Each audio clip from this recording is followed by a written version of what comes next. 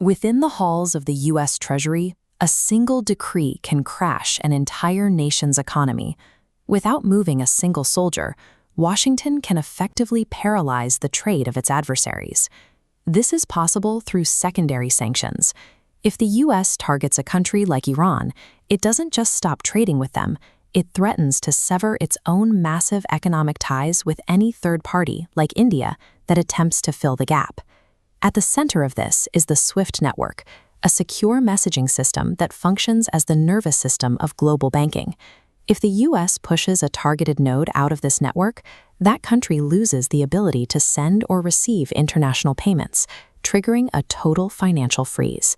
This level of control implies a global dependency that is unique in history. Why does a dispute with Washington carry the same economic weight as facing a nuclear superpower? The reality is that the US dollar serves as more than a medium of exchange. Over the last 80 years, it has been integrated into a global infrastructure that makes it nearly impossible to avoid. By 1945, the industrial centers of Europe were decimated. Infrastructure was in ruins, and the traditional powers of the world were effectively bankrupt. The United States, however, emerged from the war with its industry intact and its coffers full. By supplying the world with food and weapons in exchange for bullion, the U.S. had hoarded 70. This flooded recovering nations with massive loans, but those loans were denominated exclusively in U.S. dollars.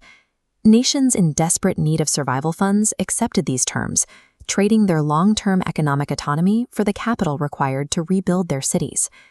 By 1971, the system faced a mathematical crisis. The U.S. had printed vastly more dollars to fund domestic spending than it had gold in its vaults, leading to a global panic as nations tried to cash in their paper. In response, President Richard Nixon unilaterally severed the link between the dollar and gold.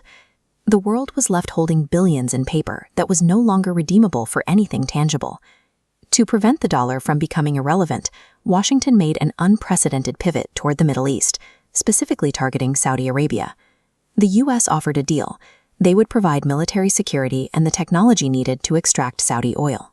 In return, the kingdom agreed to price and sell that oil only in U.S. dollars. This ensured that every country on Earth, regardless of their gold reserves, now needed to hold U.S. dollars. If a nation wanted energy to fuel its industry, it had to buy the currency of the United States first.